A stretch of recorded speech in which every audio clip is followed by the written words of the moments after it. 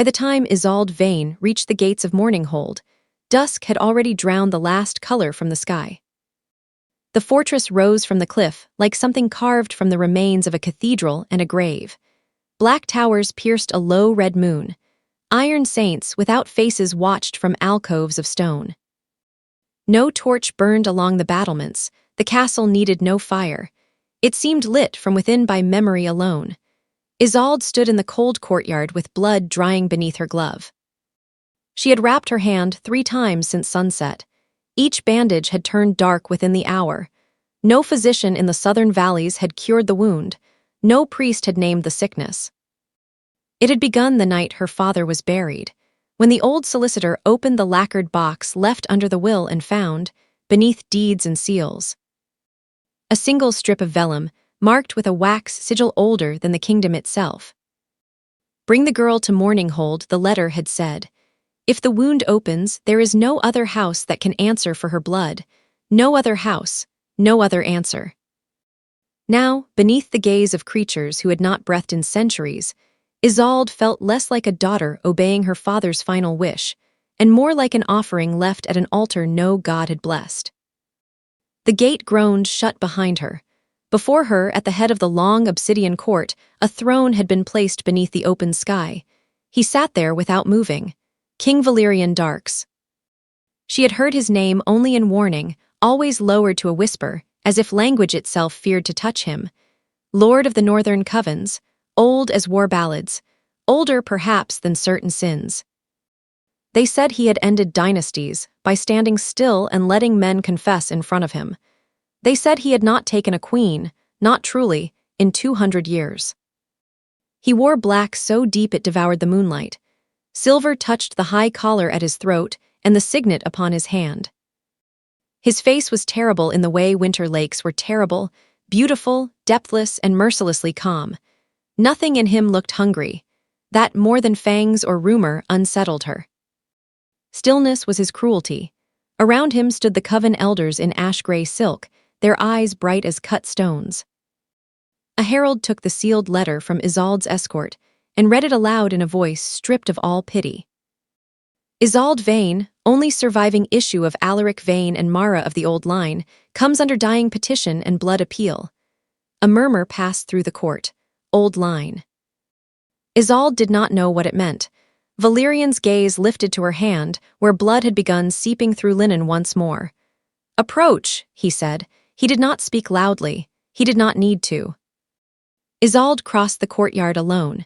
Each step seemed to carry her further from the living world. The stone beneath her boots was polished black, and in it she saw a wavering reflection.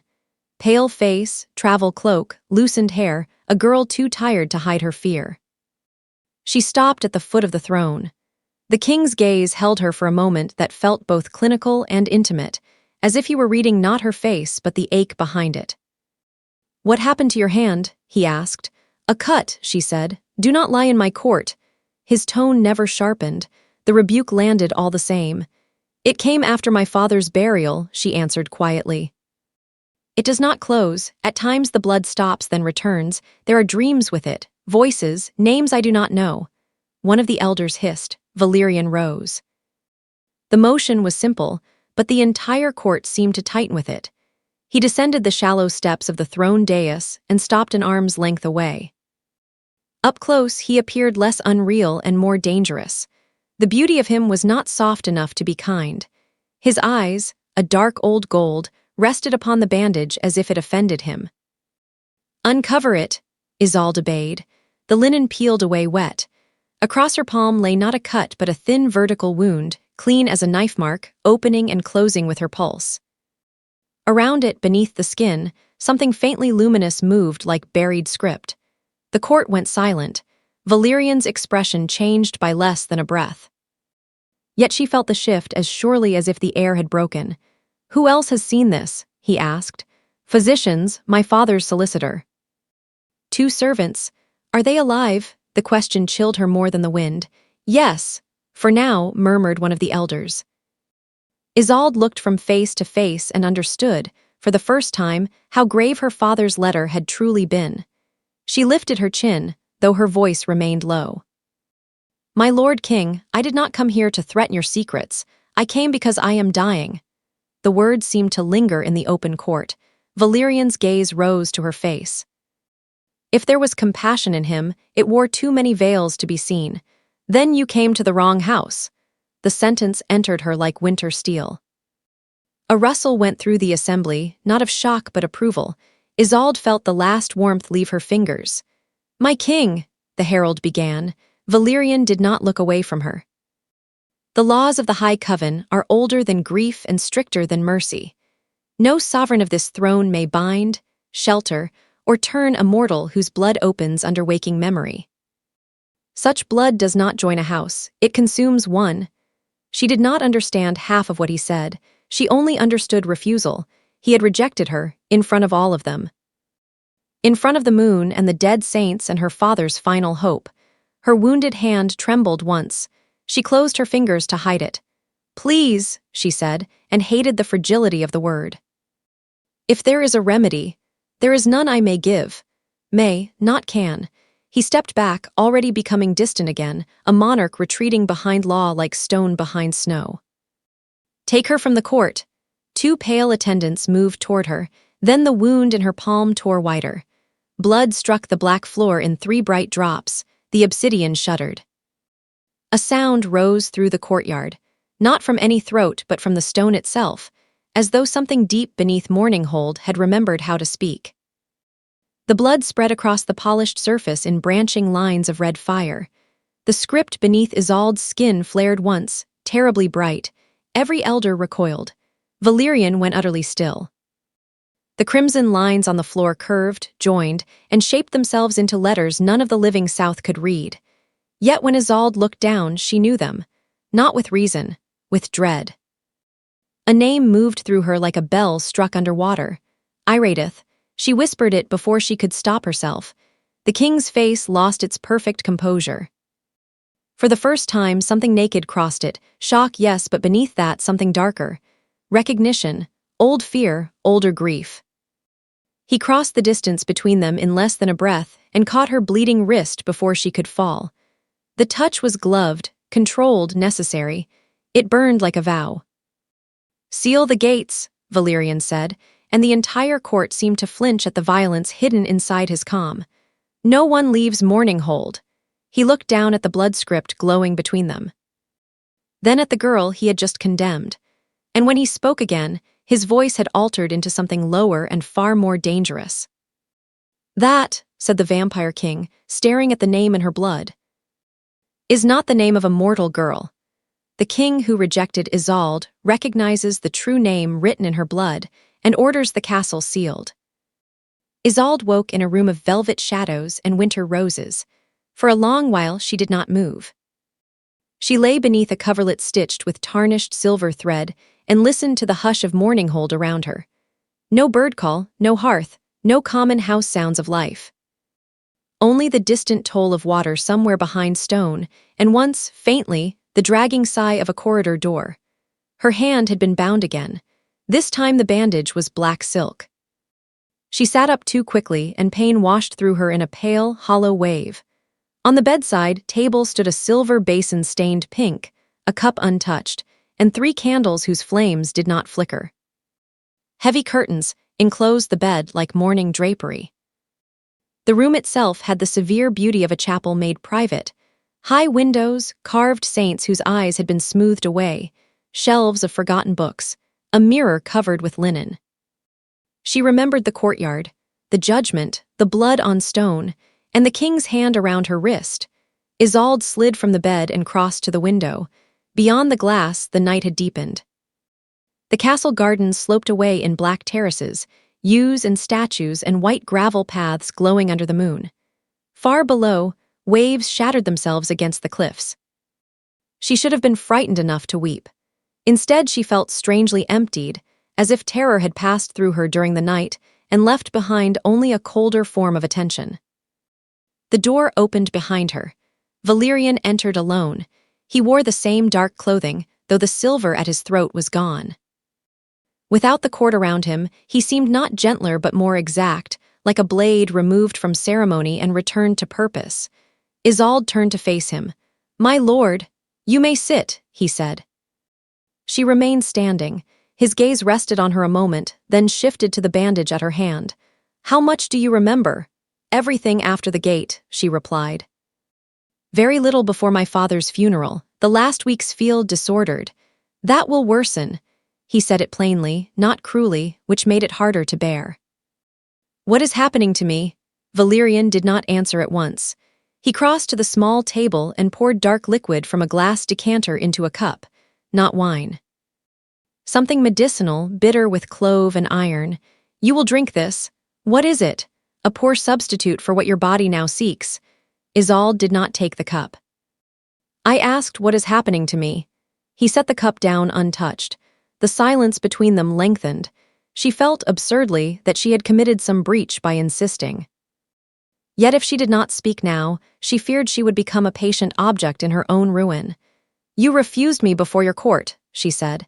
"Then you brought me here and sealed the gates. If I am still unwelcome, say so plainly and I will go." His expression hardened by a degree so slight another person might have missed it. "If you leave Morninghold, you will not survive the road. Then I am a prisoner. You are under protection. By whose mercy, at that?" Something passed through his eyes, like a blade, beneath black water. "Not mercy," he said. "Necessity."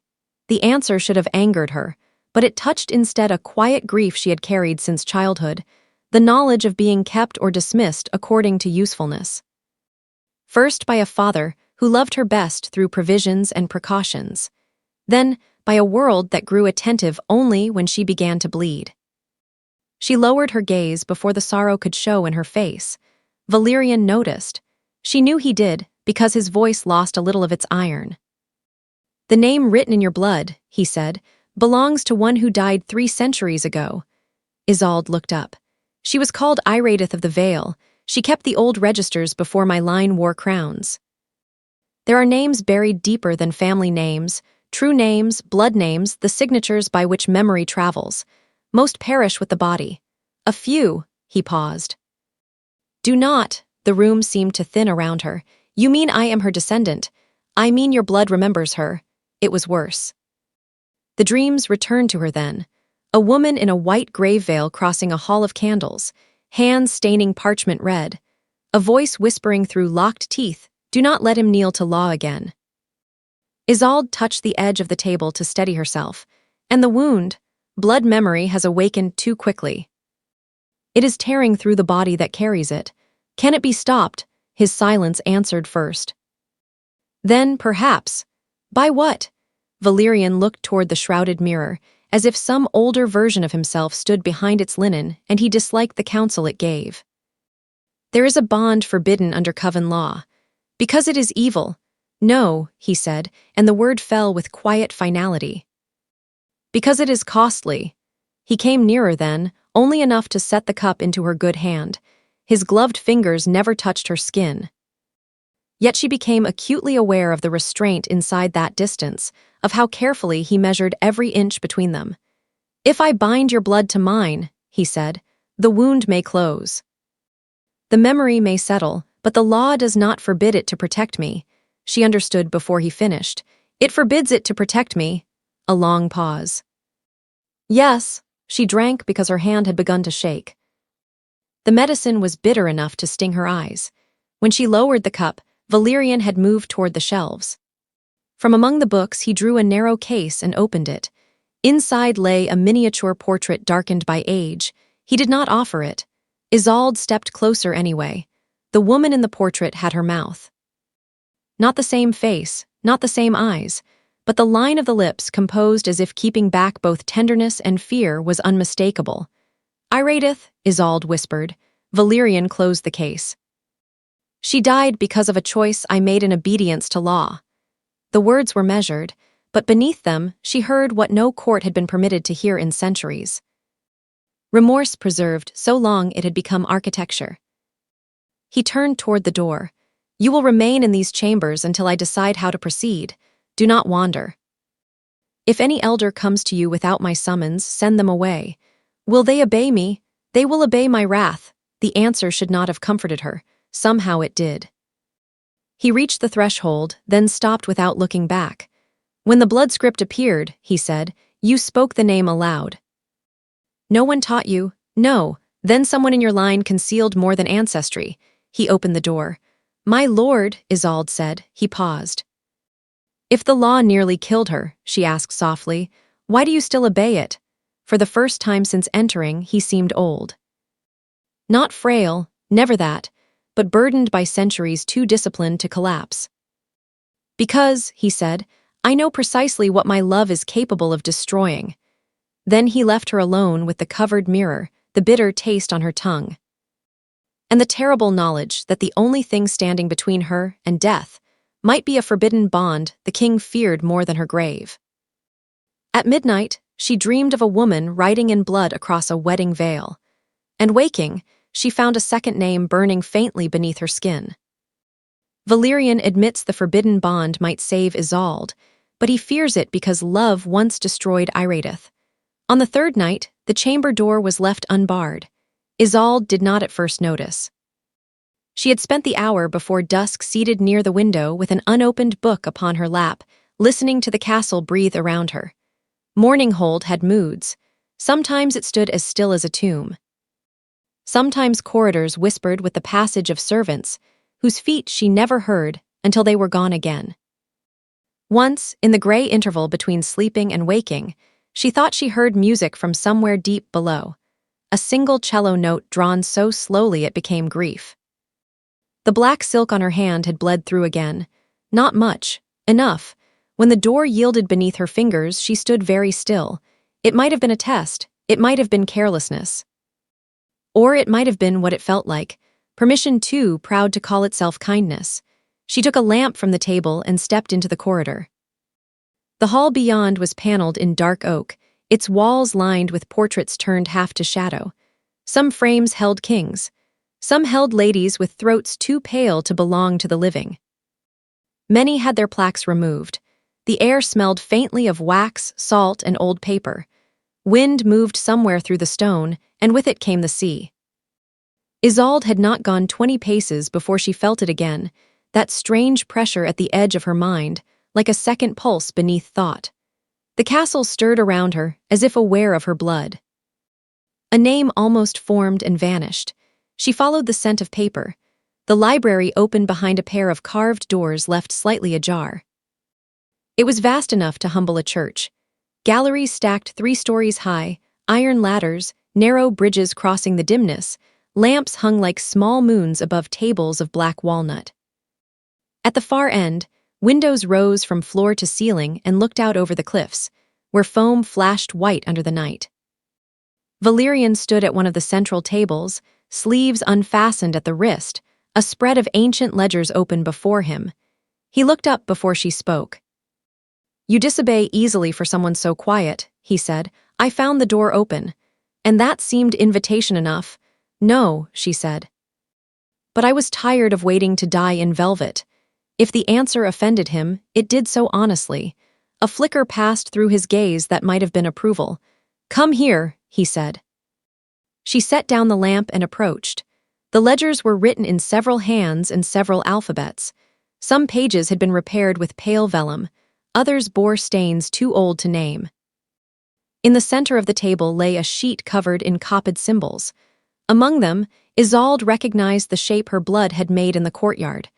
This is Iradith's register mark, Valerian said. It appears only in the oldest blood archives. You mean she recorded names? She guarded them. True names, sworn names, names taken and relinquished. A blood name is not a mere title. It is inheritance shaped into law. To speak one at the proper hour is to awaken what a lineage tried to bury. Isolde looked at the symbols until they blurred. Then why do I know hers? You may be the last vessel left in her line. Vessel, not daughter, not heir.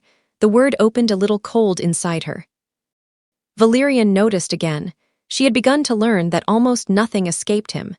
His hand rested upon the edge of the table, long fingers motionless beside the parchment. You dislike the language, he said. I dislike being discussed as if I am an object brought up from a crypt. Objects do not argue. That has not stopped anyone from naming me one. The lamp between them gave a low hiss. Beyond the windows, waves broke below like torn silk. Valerian's gaze moved to her wounded hand. "Show me." She hesitated, then unwound the silk. The cut had widened by a hair's breadth. Beneath the skin, the faint red script now traveled farther, delicate threads crossing her wrist like roots or cracks in glass. Something changed in his face. Not disgust, not desire. Recognition again, but more private. He drew a small crystal blade from a case on the table. Isolde went still. "It is for the page," he said. "Not for you." He made a clean incision in the tip of his own gloved finger through a gap at the seam, enough to wet the blade in one dark drop. Then he touched the metal lightly to the margin beside Iradith's mark.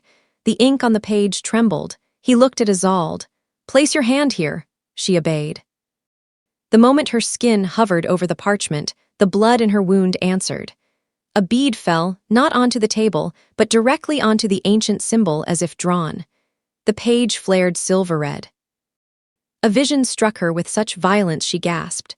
A hall of white stone, candles guttering in impossible wind, a man kneeling before a veiled woman whose face would not hold still.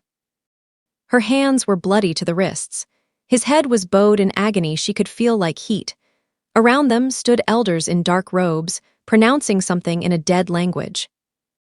"Obey and she dies as law demands. Refuse and the house falls with her." Then the veiled woman turned, not fully, only enough for Isolde to see her mouth. Her own mouth. Isolde tore her hand back with a cry. The light died. Valerian had moved around the table before the last flare faded. He did not seize her. He simply stood close enough that, if she swayed, she would not strike the floor. "What did you see?" he asked. "A woman, him." She pressed trembling fingers to her temple. "Someone was made to choose." He said nothing. "Was it you?" Still nothing. That was answer enough. The ache in her chest had less to do with fear now than with the unbearable shape of his restraint. She understood suddenly that his coldness was not emptiness. It was engineering. If he relaxed even one stone, the entire structure might crack. "You loved her," Isolde said. His gaze lifted, sharpened, and became dangerous. "That is not your concern. It is if her blood is inside mine." The library fell into a silence so deep she heard the sea grinding itself against the cliffs below. At last Valerian stepped back. "Yes," he said, "I loved her." The admission did not sound like confession. It sounded like a bell struck once in a ruined chapel. "And she died because of the law," Isolde whispered. "She died because I let the law speak louder than I did." The grief in his face vanished at once, shut away so quickly she might have imagined it. Yet the brief exposure altered something between them. He was no less formidable. He was simply no longer made of marble in her mind. A noise rose from the upper gallery, not a footstep. A whisper of cloth, a deliberate presence. Valerian turned instantly, all softness, if it had ever been softness, gone. "Leave," he said to the darkness above. A woman stepped to the rail, elegant, ash-haired, smiling without warmth. Lady Severine, one of the elders from the court. "How tender our sovereign has become," she murmured. "Showing the mortal our sacred books." Valerian did not raise his voice. "You were not summoned." "No," Severine said, eyes settling on Isolde's uncovered hand. "But blood has a way of summoning those who understand its danger." She descended the iron stair with predatory grace. When she reached the floor, she inclined her head to Isolde as if greeting someone already laid out for burial. "Child," she said, "has he told you yet what always becomes of the women whose names the castle remembers?" Before Isolde could answer, the red script at her wrist flared like a warning brand. Severine arrives with knowledge of the castle's remembered women, and Isolde's blood reacts to her like a threat. Lady Severine never raised her voice. She did not need to. Her cruelty was made of smaller, finer instruments. Valerian dismissed her from the library with a stare that would have sent most living hearts into arrhythmia, but the elder only smiled and retreated a measured pace, as though accepting delay rather than defeat. "The council waits only so long," she said. "A remembered name is not a girl's ornament, it is an alarm." When she was gone, the room seemed colder. Valerian shut the ledger himself. You will not speak with her alone. Why? Because Severine mistakes cleverness for wisdom and fear for law. That is not why. His eyes met hers. Isolde had not intended the challenge. It came from exhaustion, from the endless handling of truths as though they were knives meant only for others. She knows something you would rather keep from me. Valerian's jaw tightened. I would rather keep you alive. By leaving me ignorant, by leaving you unbroken. The answer was too immediate to be rehearsed. It touched her before she could defend against it. He took the black silk and rewrapped her hand, his movements austere and careful. Even now, he did not touch her bare skin. The bandage was the only pressure between them. Yet the proximity altered the air. She could smell winter, paper, and the faintest trace of iron beneath his gloves. Tomorrow, he said, fastening the knot, you will come with me to the lower chapel. For prayer, his mouth nearly formed something that might have been bitterness. For evidence, the chapel of Mourninghold lay beneath the oldest wing, where the stones sweated salt, and the ceilings descended low enough to feel like a hand pressing down upon the head. No icons remained intact there. Time had softened faces, cracked wings from saints, and left the altar plain and severe. Candles burned blue in iron stands. Valerian led her down alone. Isolde had slept little. Blood memory came now not only as dreams, but as brief seizures of sensation. While dressing, she had lifted the silver comb from her table and been struck by a flash of another hand. Older, colder, ringed in black enamel, doing the same beneath another century's dawn. The echo left her weak for an hour. In the chapel, Valerian placed upon the altar a shallow stone basin and a knife with a bone hilt. She stopped 3 steps away. You said the blade was never for me. It still is not. He looked at her hand. Not directly. She came forward. What are we proving? Whether the inheritance in your blood is merely ancestral, he said. Or whether Iradith's memory was bound to this house itself. And if it was, his gaze shifted to the altar. Then your life is in greater danger than I hoped. He opened his left glove and laid his hand palm up upon the stone. There was a pale scar crossing it, old and straight, not a wound of battle. A ritual mark, perhaps. Give me your wrist. She obeyed before fear could argue with her.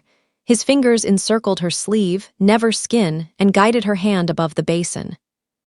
With the bone hilt knife, he made a slight cut in his own scar. Dark blood welled soundlessly. It was not bright like hers. It gleamed almost black in the blue candlelight. Isolde watched, caught between pity and the strange, involuntary awareness of how dangerous beauty became when disciplined by sorrow. Now you, he said. She extended her wounded hand. As soon as the cut hovered above the basin, blood fell of its own accord, thin and vivid. The 2 drops met at the basin's center. The reaction was immediate. Not flame, not smoke, memory. The chapel vanished. Isolde stood in its place and another stood over it. A bride's veil covered her face. Crimson had soaked through the lace over the mouth. Someone beyond her field of sight was shouting in a language half familiar, half forgotten. The air smelled of roses crushed beneath iron boots. Then hands, male, gloved, shaking only once, lifted the veil. Valerian, younger not in face but in grief, less controlled, more mortal in the way suffering makes even monsters resemble men. Speak against them, he whispered to the veiled woman. Just once, I can still break the room apart. But the bride smiled with blood at her lips. No, my king, she said. If you choose me above the law, they will build a throne out of what remains. The vision lurched. A surge of pain ripped through Isolde's wounded hand. She gasped and nearly fell. Valerian caught her this time without hesitation, one arm around her back, the other at her forearm, flesh to flesh through no barrier at all. The contact detonated through her. Not desire exactly. Not yet, something more frightening, recognition on a level beneath choice. His body was cold, yes, but not lifeless. Power moved through him in controlled currents, and where he held her, the blood script in her wrist blazed to answer it. Valerian froze as if he felt it too. For one terrible suspended moment, neither of them moved. Then he released her at once. The basin cracked down the middle. Isolde staggered back against the altar. She chose death. Yes, to save you, to save the throne from becoming a private hunger. He looked at his own blood on the stone with a revulsion too inward to be theatrical. The law was written after that night. It declared that no sovereign should ever bind himself to a mortal bearing awakened memory, not because love is weak. Because crowned grief becomes tyranny. The blue candles bent sideways, though no wind touched them. Isolde pressed the bandage over her wound. Then why does Severine fear me?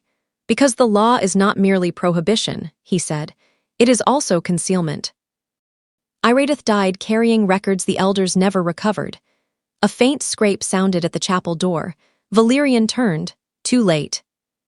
A figure slipped from the shadows, not Severine, but a lesser elder, pale-eyed and smiling in the way hungry things smile before they bite. He moved faster than Isolde could track, one hand closing around her injured wrist. Pain shot through her like white fire. The elder inhaled sharply, as though her blood itself had sung into him. And then Valerian was upon him. He did not shout. He did not snarl. He simply removed the man from Isolde with a violence so precise it looked almost elegant. One hand closed at the elder's throat. The other drove him against a pillar hard enough to split the stone. "Touch her again," Valerian said softly, "and I will salt your bones into the sea." The elder struggled, horror at last piercing arrogance. "My king, she carries the register. She must be opened." Valerian's eyes turned ancient and merciless. "Leave." He released him, the elder fled. In the silence that followed, Isolde could hear only her own ragged breathing and the monstrous steadiness of Valerian's. He did not look at her immediately. When he finally did, there was something ruined in his restraint. "They know now," he said. "The blood remembers too much." "And what will they do?" His answer came without comfort. "They will ask me to let you die before you remember the rest." Valerian's accidental touch awakens a deeper bond, and the coven now wants Isolde dead before her blood reveals their buried secrets. After the chapel, mourning hold changed around her. Doors that had once stood merely closed were now guarded. Servants who had never met her eyes began to bow and withdraw with trembling haste. Shadows gathered in the corridors in twos and threes, not random darkness but watchers set in place. Somewhere in the castle, decisions were being sharpened. Valerian moved through those decisions like a man carrying a lit candle through powder rooms. He saw Isolde only briefly for the next 2 nights. A tray arrived. Medicines arrived. Once, a book of northern legends appeared at her bedside with no note, though she knew who had sent it because several passages had been marked: laws, blood rights, dynastic fragments. All around the edges of what he would not yet say aloud. She slept poorly. Memory worsened. A child's song in a corridor became, for one blinding moment, a funeral chant from a century not her own. The scent of beeswax opened a vision of a woman kneeling before a locked cabinet and whispering, "Hide the 7th register, where the king cannot burn it." At dawn she woke with tears on her face and no idea which part of them belonged to her. On the 4th evening, Valerian came himself. "You are walking with me," he said. "Is that an order?" "It is the nearest thing to relief I can offer." He took her not to the court or chapel but upward. Through abandoned wings where tapestries had been shrouded, and whole galleries slept beneath dust. They passed a terrace where dead roses climbed iron arches, and entered a long hall lined with effigies laid flat in stone. The air smelled of limestone and extinguished incense. "Who are they?" Isolde asked. "The first dead of this house," Valerian said. "Those buried before titles changed and crowns appeared." Moonlight entered through the clear-story windows and fell across the recumbent figures. Some were carved with folded hands. Others clutched swords. At the center of the gallery lay a woman in a veil of stone, her face worn smooth by time. Isolde stopped. Without knowing why, she went to that tomb before any other. The inscription was almost gone. Only one line remained legible. She kept what kings feared to remember. Her wounded hand burned. Valerian stood several paces behind her. "Iradith, she is buried here." "No," his voice had that bleak exactness again. "Only honored here." Her true remains were never recovered. Isolde touched the cold edge of the effigy and saw, with the force of stormlight, a memory that was not memory, a room on fire, shelves collapsing, pages turning to black feathers, a woman in white gathering a bundle of books against her chest while men shouted in the passage. One voice above all others, female, furious, commanding the destruction, Severine. The name struck her like a thrown knife. Isolde drew back. She lied. Valerian came nearer. Who? Severine, her breath trembled. She was there in the fire, not as witness as cause. A long silence. Then very quietly, I suspected. You knew. I knew Iradeth's records did not simply vanish. His gaze remained on the stone effigy. I did not know who had the courage to order it. Why would she destroy them? Because knowledge is the oldest rival of power. He said it without looking at her. And she understood that the wound in this house was wider than grief. It was governance. It was the centuries-long polishing of a lie until it could be called stability. Then the law may not be the law as it was first written. The thought entered her like cold dawn. If the Coven's most sacred commandment had been altered, then Valerian's obedience had been shaped by fraud. Iradeth had died beneath a verdict perhaps no true law ever demanded. Isolde felt suddenly, sharply, what that must mean to him. He could not bear for her to see pity in his face. The realization arrived with such force that the narrative itself seemed to tilt. Midpoint interlude Valerian, he had not let himself stand this close to Iradeth's effigy in 80 years. The girl beside it was not Iradeth.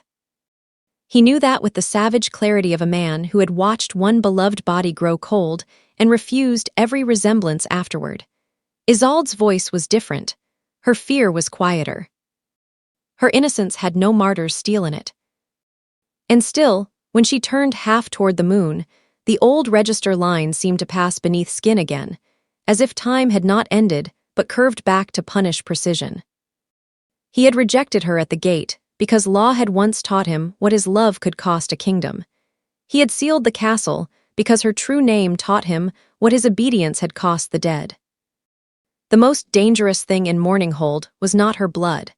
It was the fact that when she winced in pain, something ancient in him wanted to put the entire coven on its knees. End interlude Isolde did not know what thought moved behind his stillness, only that it darkened him. If the record survived somewhere, she said. Could they prove it? Yes. Then why are we standing here and not searching? Because the moment the council knows you remember Severine in that fire. They will move sooner than they planned, as opposed to gently. At that, his mouth almost softened. Your sarcasm is ill-suited to this house. It may be the only thing in it that still belongs to me. He looked at her fully then, and the gaze felt too steady, too deep. It is not the only thing, he said. Before she could ask what else remained hers, bells began ringing through Mourninghold. Not chapel bells, alarm bells, 3 slow iron notes, then a fourth. Valerian was already turning toward the doors when a servant came running into the gallery, white-faced and breathless. My king, he gasped, dropping to one knee. The council has assembled in the upper court. Lady Severine invokes Article 9. Valerian went utterly still. Isolde felt dread gather beneath her ribs. What is Article 9? He looked back at her, and for the first time she saw rage so cold it had become luminous. It is the law, he said, by which a dangerous mortal is tried before dawn. Isolde's blood memory reveals Severine helped destroy Iradeth's records, and the council now invokes the law to put Isolde on trial. The upper court had been transformed while the castle slept. Torches burned in iron sconces along the colonnade, their flames green with some mineral salt that gave every face a corpse-like cast. The throne had been moved back beneath the open sky. Before it stood a ring of black candles and a dais of bare stone on which no carpet had been laid, a place for testimony or execution. The coven elders filled the steps in layered silk and old jewels. Severine stood at their center in silver gray, her hair braided with pearls the color of bone. When Isolde entered between 2 guards, the murmuring in the court ceased at once. Valerian came a step behind her, which was somehow more unsettling than if he had walked ahead.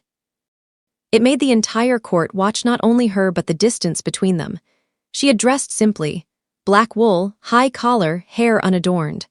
The bandage at her hand showed beneath her sleeve.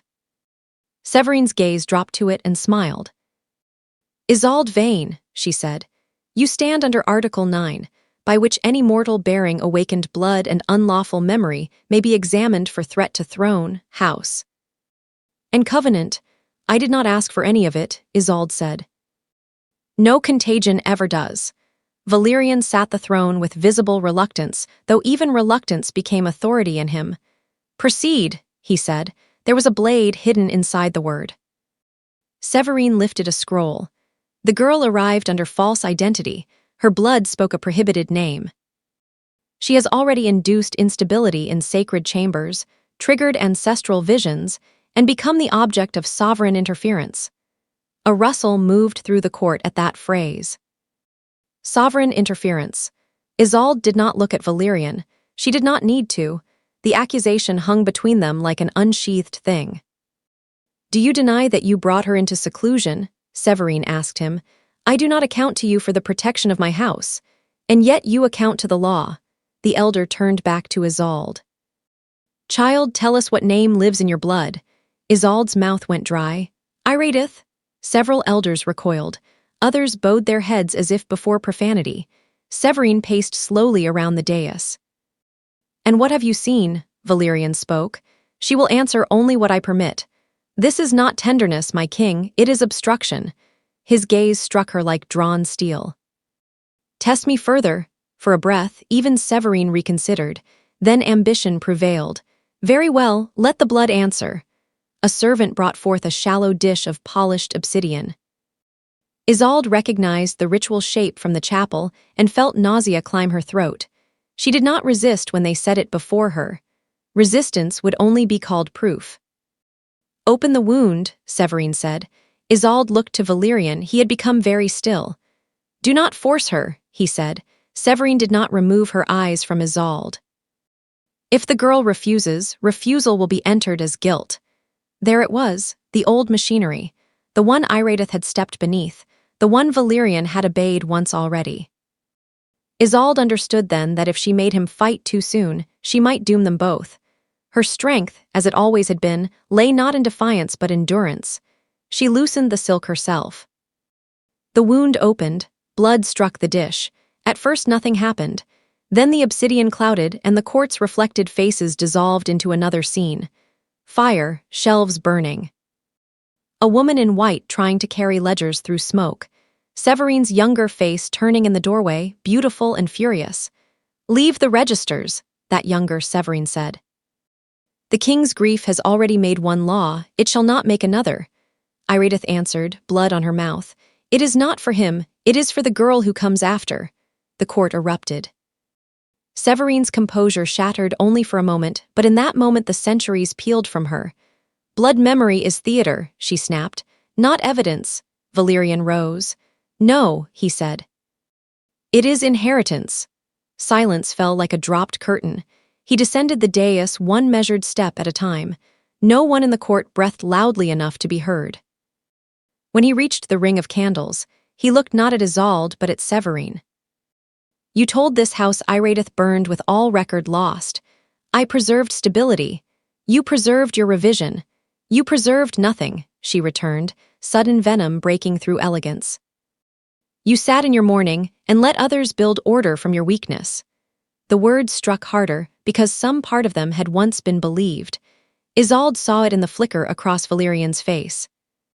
Severine saw it too and pressed on. "This girl will do to you what the first one did, turn judgment into appetite. Already you shelter her. Already you place the house at risk. Must the court watch its king kneel twice?" Something changed then, not in Valerian's posture but in the temperature of the air. He turned toward Isolde. The whole court seemed to recoil from the tenderness he did not show. It existed only in the fact that he asked, not commanded. "Tell them," he said quietly, "what else you saw." The court listened. Isolde's hand shook once above the obsidian dish. Then, keeping her voice low and even, she said, "I saw Iratith refuse him, not because he lacked love, Because she feared what would be done in your name, Isolde said, and the court heard the rest of the sentence in the silence that followed. She feared your grief would be used to sanctify cruelty. The words settled like ash. Severine's mouth thinned, a convenient refinement from a dying girl, but the obsidian dish had not yet stilled. Its dark surface rippled once more, and another memory rose. Not Iradith this time, Valerian himself. He stood in the old chapel, younger in sorrow, with blood on his hand and firelight on his face. Before him lay a vellum decree on which several seals had already been pressed. A voice beyond the vision, Severine's, unmistakable even through time, said, "Sign, my king." The house needs a law strong enough to survive your mourning. And he, staring at a page he could scarcely bear to read, signed. The court recoiled as if struck. Valerian did not move. Only his eyes altered, becoming colder than the torches, colder than the sea under the cliff. "You drafted it," he said to Severine. "What I drafted," she replied, "I drafted to preserve your reign." "You would have broken the covenant for one dead woman." "For truth," he said, "for appetite." The accusation rang too eagerly, too often rehearsed. Severine turned toward the gathered elders, gathering their fear into her voice as if it were authority itself. "Look at him. Look at how swiftly the old weakness returns. The mortal speaks with a dead woman's tongue, and already he places her above the covenant. Must this house kneel again before a bleeding bride?" No one answered. Some lowered their eyes. Others stared at Isolde as if deciding whether pity or murder would prove more pious. Valerian stepped into the ring of black candles. Wax hissed. Several flames bent toward him like reeds toward current. "When Iradith died," he said, "I accepted law over love because I believed law had remained clean. I was wrong." Severine's face did not change, but her stillness sharpened. "The court will note," she said, "that our sovereign speaks under blood influence." "No," Valerian said. "The court will remember." He turned to the assembly. His voice never rose, yet every stone in the courtyard seemed to lean toward it. "You served me for centuries under a revision made in grief and sealed in deception. You told yourselves obedience was virtue because it demanded no imagination, no courage, no tenderness. Only procedure." Several elders flinched. Severine saw the shift and struck before it could widen. "With respect," she said, "the mortal's presence alone proves the necessity of Article 9. The blood memory has already spread. If she lives, the hidden registers may awaken through her entirely. If those records still exist, houses buried by mercy may rise to contest the throne. The old bloods will descend, the hunters will scent weakness, and every oath this court has survived by will fracture." There it was at last, not fear of evil, but fear of consequence. Isolde, who had spent her life being managed by stronger wills, recognized the shape immediately. "You are not afraid I will destroy the house," she said. "You are afraid I will reveal who built it crooked." Severine smiled with all the softness of cut glass. "And you, child, mistake memory for innocence." She lifted one hand. From the outer shadows of the court, armed retainers emerged.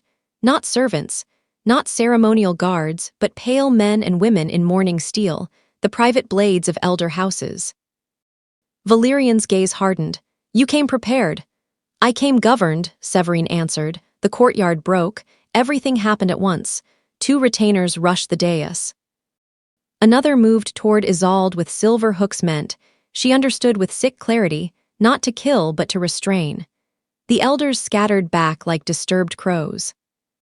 Black candles overturned, spilling fire across the stone. Valerian did not reach for a weapon. He became one. He moved with such terrifying economy that the eye failed to follow the first instant of it. One retainer struck the ground, already broken at the throat. Another hit a pillar hard enough to crack marble. A third never reached Isolde. Valerian caught the descending silver hook in his bare hand and twisted until metal screamed.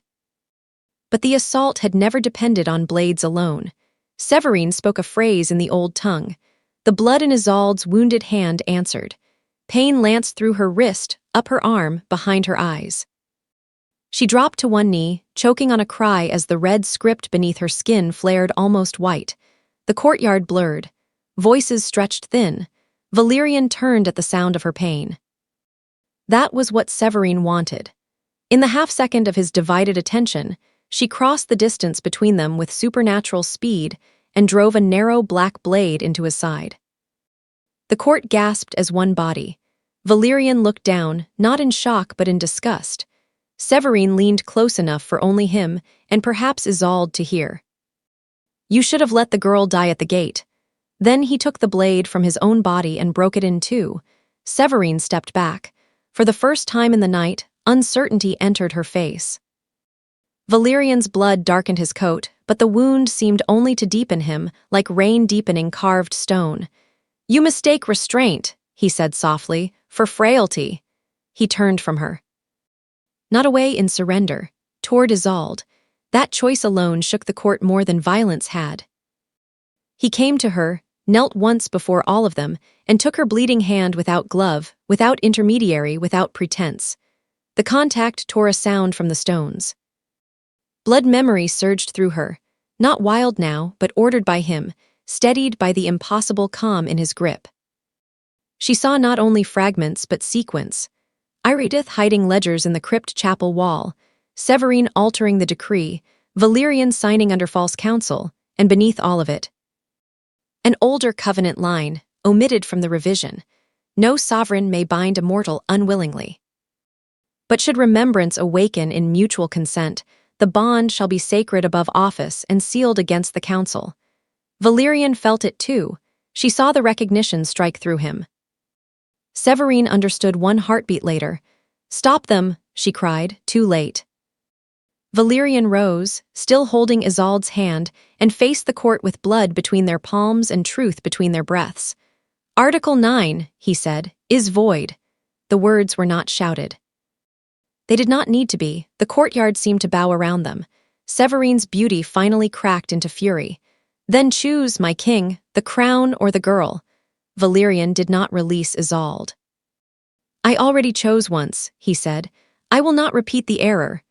And the court, having lost law and certainty in the same moment, stood on the edge of civil war.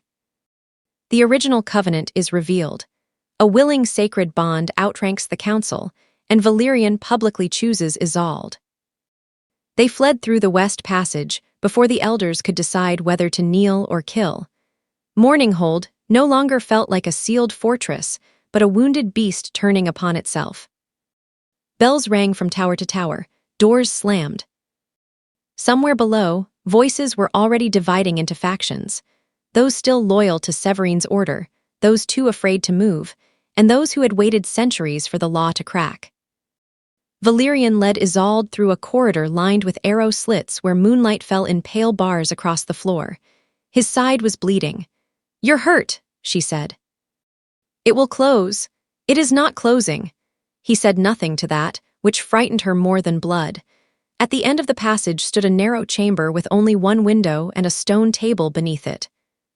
Snow had begun to fall outside, thin and red-tinted under the moon, as though the sky itself had suffered a wound.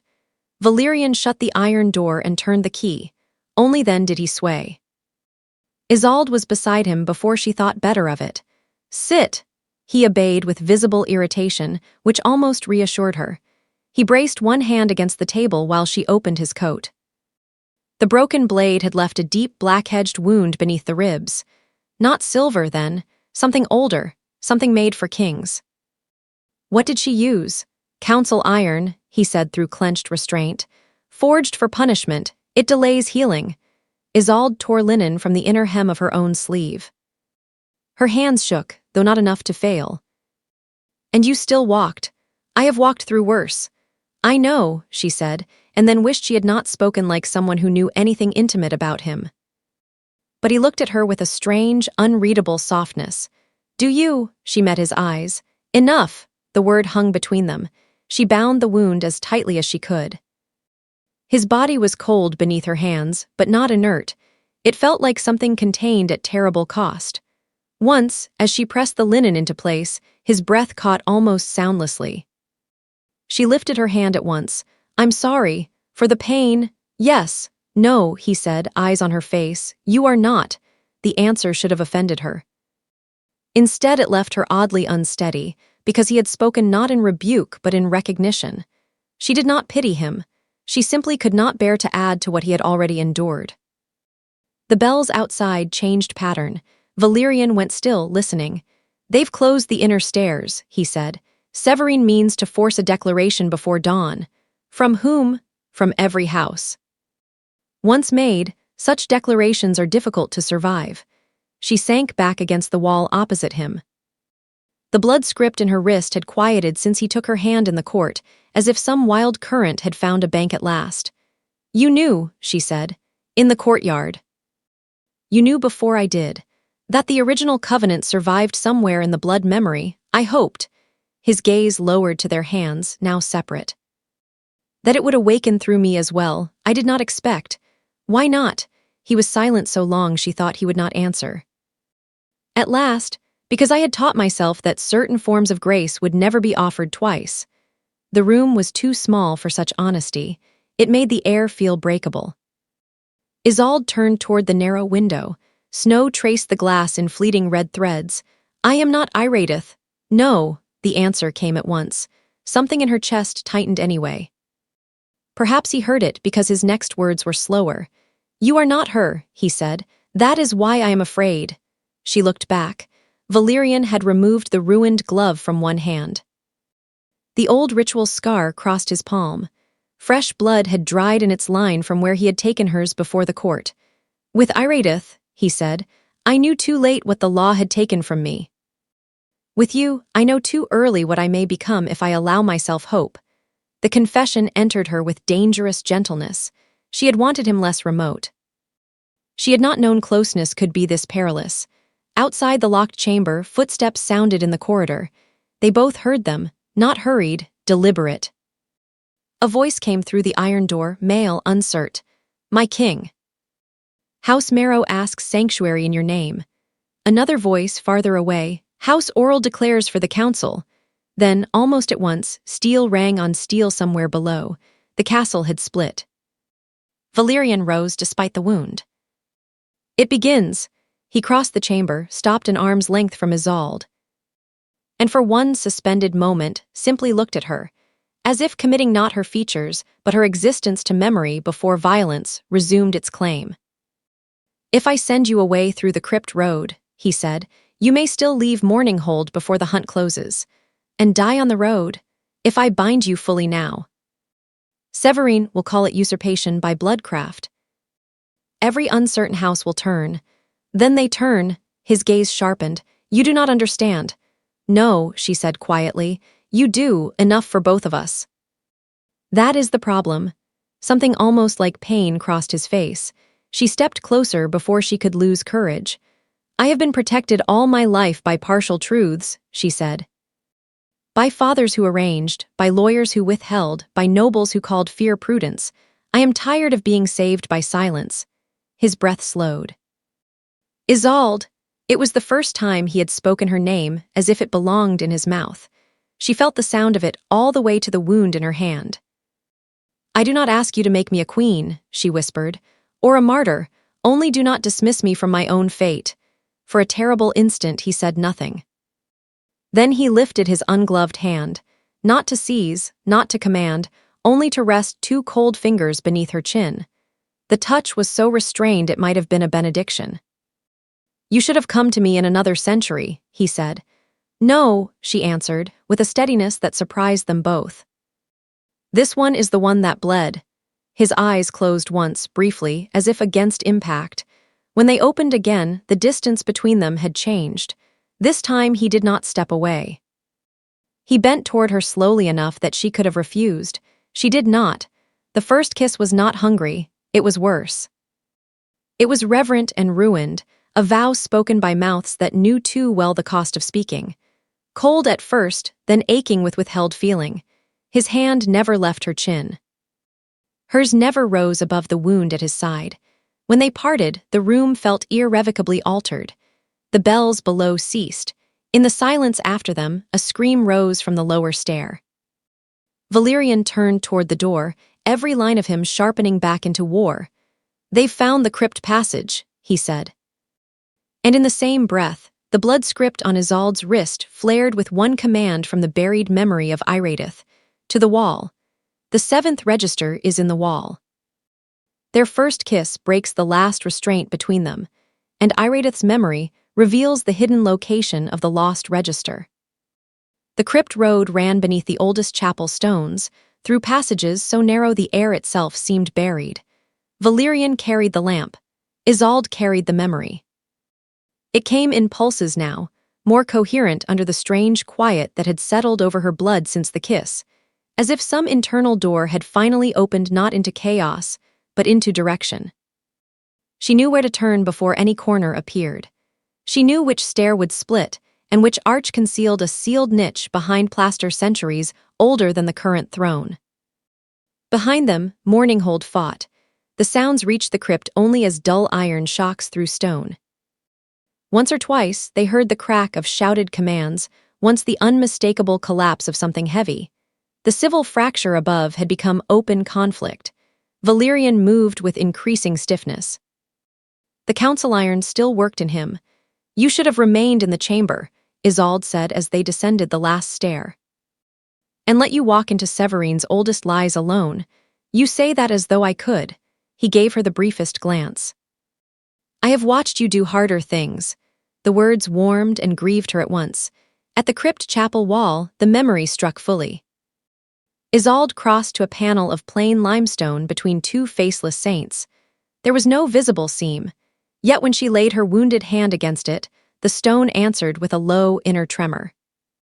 Red light traced the mortar lines like waking veins. Valerian set down the lamp.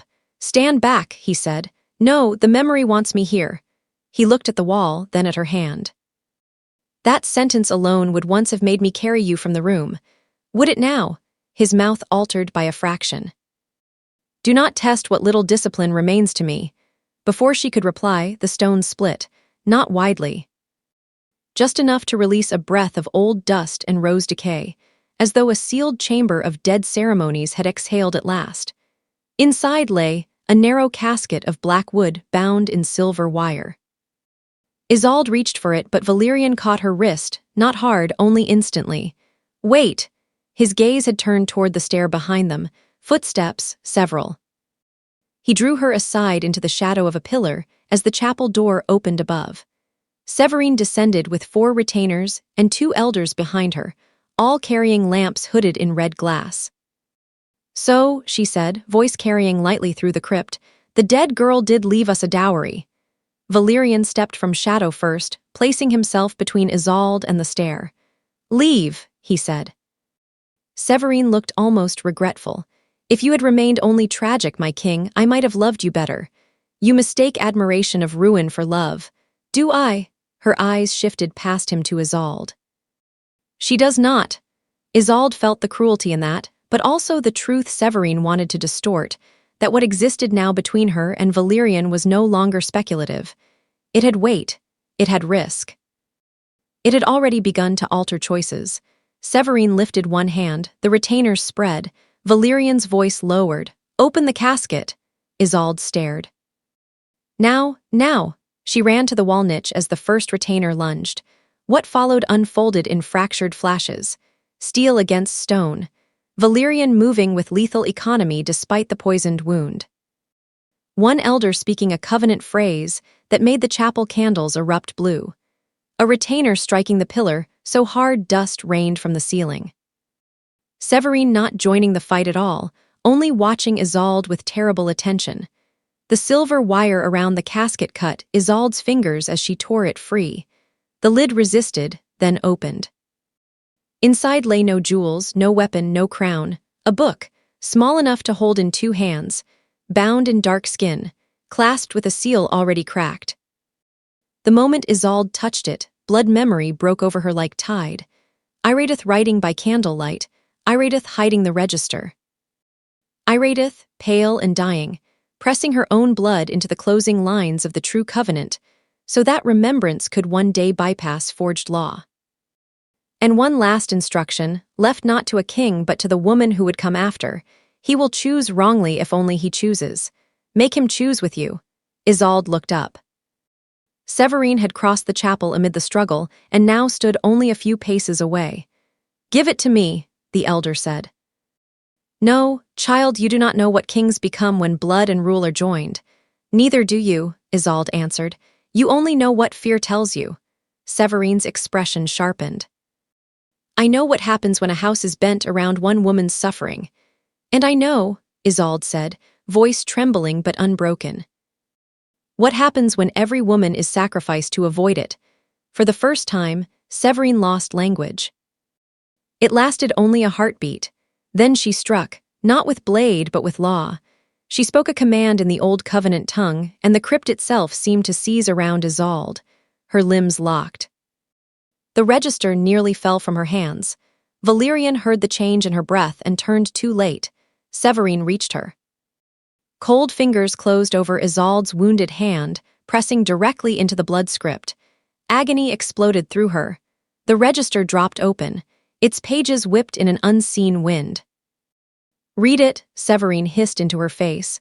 "Read how kingdoms rot around sacred exceptions. Read why I saved him from himself." But the opened pages had found more than text. They had found blood. Isolde's and Valerian's. Where droplets from their joined hands in the court had dried upon her sleeve, they now brushed the parchment edge. The old seal across the inner page ignited. Letters rose, red gold, into the crypt air. Not the revision, the original vow. Valerian tore Severine away from Isolde with a violence that echoed from the walls.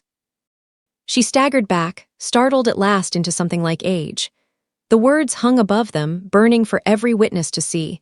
"By consent freely given, let blood guard blood. Let neither council nor crown divide what is willingly sealed. Where remembrance wakes in truth, the sovereign shall not rule alone." The elders behind Severine dropped to their knees, not from love. From legitimacy. Severine stared at the burning lines as if the centuries themselves had betrayed her. Valerian turned to Isolde. His wound was bleeding again, heavily now. "There is no later," he said. She understood. The sacred bond could no longer remain partial. If Severine rallied the wavering houses again before dawn, they would all drown in the argument. Only the full covenant, sealed before witnesses or blood itself, could end the question. "Tell me the cost," she whispered. His face became unbearably grave. "You will feel me," he said. "Not only strength, not only protection, hunger, grief, time, and I." He stopped as though the second half was harder. "I will never again be able to pretend your pain is separate from mine." That, more than immortality, shook her. She looked at the register, at the kneeling elders. At Severine, rigid with thwarted certainty, then back at him. "I consent!" Severine screamed, "No," but Valerian took Isolde's hand to his mouth. The blood exchange was not feeding, it was sacrament. His fangs broke skin with reverent precision. Pain flashed, then melted into something vast and terrible and intimate. Winter halls, drowned centuries, iron duty, solitary thrones, a grief kept polished until it looked like discipline. And through it, unmistakable, the place he had made for her without allowing himself to name it. When he lifted his head, blood darkened his mouth. He drew his own wrist open and offered it without command. Isolde drank because she chose to. Cold fire entered her. The crypt shuddered. And all the bells of Mourninghold began to ring of their own accord. Isolde and Valerian complete the sacred blood bond by mutual consent, and the castle itself acknowledges it. The bells changed the battle above. When Valerian and Isolde emerged from the crypt chapel, the warring passages of Mourninghold had fallen into that stunned interval, which sometimes follows revelation more surely than victory. Houses that had been clashing on the stairs now stood frozen beneath the peel. The retainers nearest them went pale and dropped their weapons. Others backed away, crossing old signs against the breast. The bond had marked them visibly. Nothing crude, nothing theatrical. But the blood script that had once crawled painfully beneath Isolde's skin now rested in a single dark red line at her wrist, like a vow made visible. And Valerian, still wounded, still severe, wore on his own palm the answering sign, faint as a scar lit from within. Severine, brought under guard by the elders who had knelt in the crypt, said nothing as they climbed. Her silence had become more dangerous than outrage. "Will they obey now?" Isolde asked. Valerian looked over the hall where torches guttered above overturned standards and blood-streaked stone. "Enough will," he said. Enough will not. The throne court awaited them like a theater after a fire. Several candles had burned down to black pools. One pillar was cracked where a retainer had struck it. Snow had blown across the western steps and was melting in pink lines. The remaining houses assembled by rank as Valerian took the dais once more. He did not sit. Isolde stood at his right hand, not behind him. The choice sent a perceptible tremor through the court. An elder of House Marrow stepped forward first and bowed deeply. "The crypt witness is sufficient," he said. "House Marrow acknowledges the original covenant." 2 more houses followed, then 4, but not all. From the far side of the court, Lord Othric of Orel, a thin, hawk-faced noble whose loyalty seemed stitched to power itself, struck the butt of his cane against stone. "We acknowledge a text," he said. "Not a succession. A sovereign joined by blood to a mortal under duress of scandal invites every buried claimant to invoke exception. If the bond stands, the throne must answer to council oversight until order is restored." Severine lifted her eyes then. There, her surviving strategy, not to deny the bond, to contain it. Valerian's expression did not change. "Order," he said, "was what you called deception while it profited you." Othric inclined his head the exact degree insolence permits. "And sentiment is what kings call indulgence when it crowns itself holy." The court stirred. Isolde felt the bond answer the pressure in Valerian, not rage exactly, but an old instinct toward annihilating simplicity. End dissent, end threat, end argument. The feeling passed through her like ice under the skin. It frightened her because she knew at once that if he yielded to it, he would win, and become what Severine had always feared. She took one step forward. "My lords," she said. The court looked at her with a discomfort almost superstitious. Mortal voice, bonded wrist, a girl who had already altered too much. "I did not come to Mourninghold seeking a throne," she said. "I came because I was dying. If the covenant had raised me by force, you would be right to fear it." But what awakened in the crypt did not free one king to do as he pleased. It limited him. Several faces changed. She saw House Marrow listening, House Vey beginning too. "The original vow says the sovereign shall not rule alone," Isolde continued. "Not because blood grants him indulgence. Because remembrance places a second conscience beside power." Othric gave a thin smile. "And you imagine yourself equal to that burden?" "No," she said with quiet honesty. "I imagine it will burden me whether I feel equal or not." That answer carried farther than pride would have, but Severine chose that instant to strike her last blow. She stepped out from between the guards as though they had forgotten to hold her, which, Isolde realized too late they had, not by negligence, by glamour. By some old suppression art Severine had hidden even from the court. In her hand flashed a narrow shard of white metal, not aimed at Valerian, at Isolde. Valerian moved before the cry left any throat. But so did Isolde. The bond made timing a shared instinct now. She understood, in one impossible instant, exactly what would happen if he intercepted the blade with full vampiric force before the whole court. The dissenting houses would never accept that he had not enthroned personal appetite above law. Civil war would become massacre. The covenant would be vindicated in text and damned in memory. So she stepped into the strike. The shard entered beneath her collarbone. Pain bloomed white and immense. The court dissolved into noise. Valerian caught her before the stone did. This time he did not pretend restraint. The sound that left him was not human grief and not wholly monstrous either. It was what centuries make of love when forced past silence. Severine laughed once, bloodless and wild. There. There he is. But she had misjudged the girl. Isolde, held against the king's chest, felt life pouring out warm and quick. Yet through the bond she also felt something greater than pain, the whole court balancing on the next choice. She caught his coat in one trembling hand. "Do not," she whispered. His eyes met hers. Black had begun to gather in them, not from death, but from the terrible hunger of vengeance loosed. Isolde, do not prove her right. He shook with the effort of remaining himself. The court watched its sovereign, on the edge of becoming legend or disaster. Then Valerian, bleeding and half-ruined by restraint, lifted his head and said to the guards, "Take Severine alive." The command fell like judgment from a higher stone than any throne. Severine's face emptied. Alive meant testimony. Alive meant record. Alive meant she would not even enjoy martyrdom. She tried to turn the blade on herself. House Marrow seized her in time. Valerian lifted Isolde into his arms. "She needs blood," cried one elder. "She needs the night physician. She needs truth to outlast this hour," Valerian said. He looked over the court, his voice steady now only by force greater than fury. "Witness it, record it. By the original covenant and the sacred bond freely sealed, let every revision fall. Let every house choose again before dawn." Then he carried her from the court, while snow dissolved upon the black stones like vanishing signatures. Isolde takes Severine's blade to prevent Valerian from becoming a tyrant, and he chooses justice over vengeance while carrying her toward death. For 3 days and 3 nights, Isolde hovered in the long chamber above the sea. The shard had been forged to separate blood from body, memory from vessel. Even withdrawn, it left absence in its wake. The night physician worked. Old remedies were brought from locked cabinets. House Marrow sent sworn witnesses for the rewritten court record. House Vey posted guards outside her door in open declaration for the original covenant.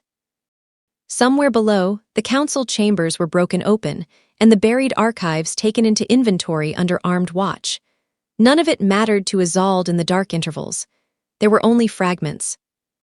Cold cloth at her throat, the taste of iron and cloves, the sea, and once, unmistakably, Valerian's voice speaking her name as though each syllable had to be purchased from despair.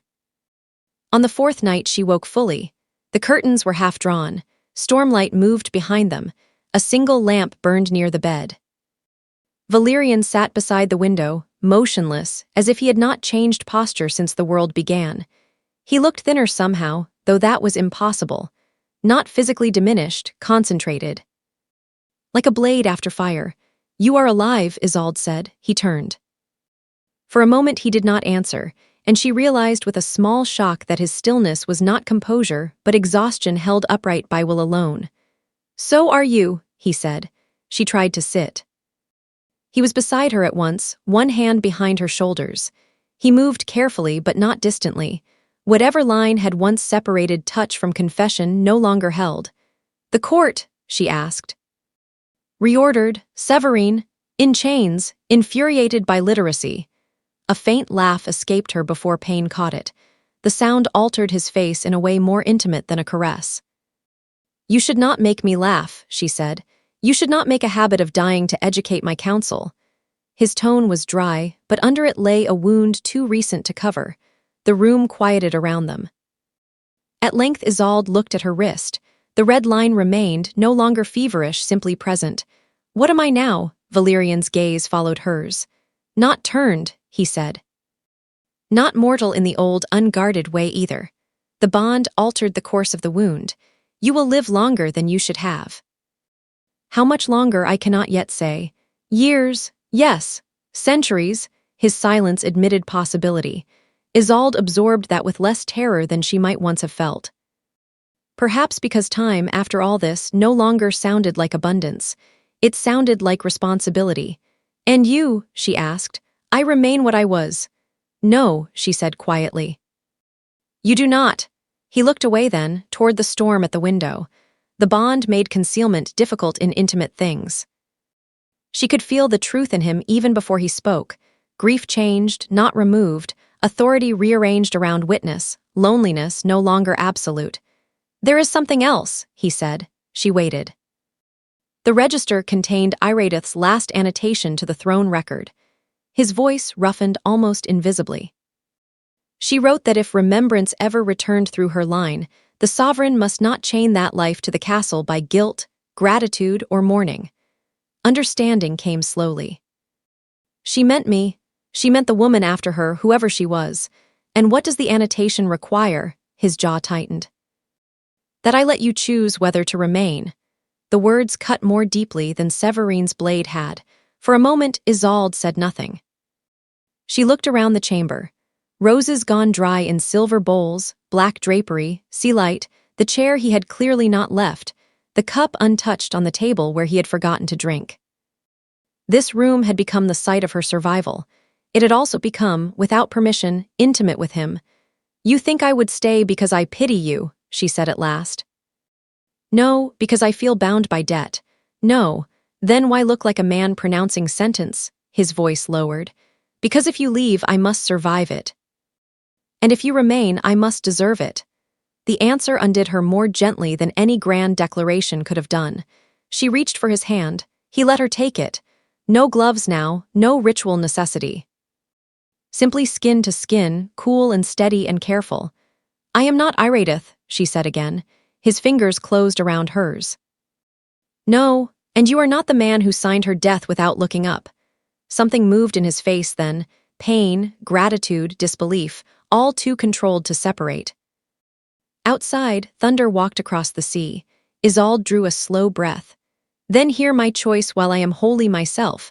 I will not remain because I was wounded here. Nor because I was nearly worshipped in that absurd court, nor because old blood wished it." She lifted her eyes to his. "I remain because when the house asked you to become less human in order to seem more kingly, you refused." He bowed his head once over their joined hands, not in fealty, not in conquest, but in a private surrender fiercer than either. And because love in this house had once been mangled by silence, he answered plainly. "I love you," Valerian said. No thunder could have made the room feel fuller. Isolde's throat tightened. The words did not frighten her now, they clarified the danger she had already chosen. "I know," she whispered. "I love you too." He closed his eyes. When he opened them, the centuries in him had not vanished. They had only made room. Final interlude, Valerian, he had thought eternity a structure one endured by narrowing. Reduce desire. Reduce grief. Reduce hope until time itself found nothing soft enough to injure. The girl who came bleeding to his gate had undone that architecture not by seduction, not by demand, but by insisting, quietly, stubbornly, disastrously, on being present in her own fate. He loved her not because she resembled a dead woman. He loved her because she did not. Because where Iradith had saved him from tyranny by dying, Isolde had saved him from it by living and making witness inseparable from power. The crown remained. The council remained. The dead remained. But so, now, did a future he had not earned alone. End interlude. Winter passed slowly over Morninghold.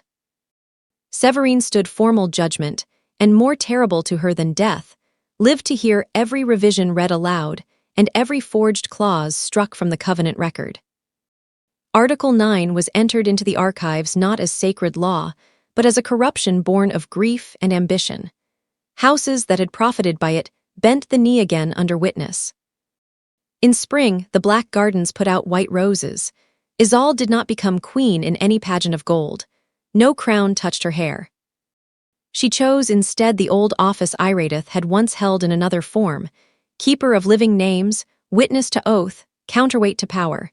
It suited her better than spectacle ever could. Some called their bond romantic. Those people understood little. It was more demanding than romance. It was shared conscience, shared hunger.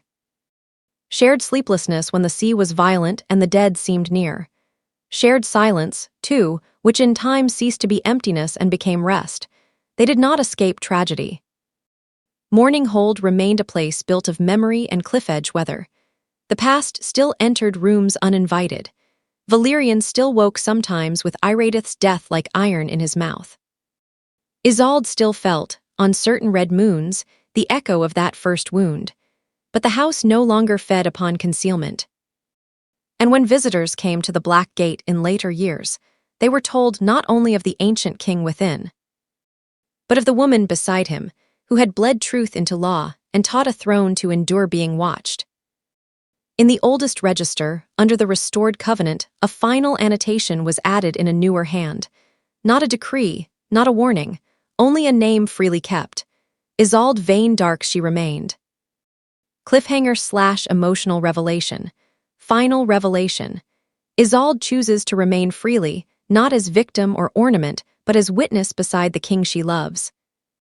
And together, they transform Mourninghold's law into something survivable.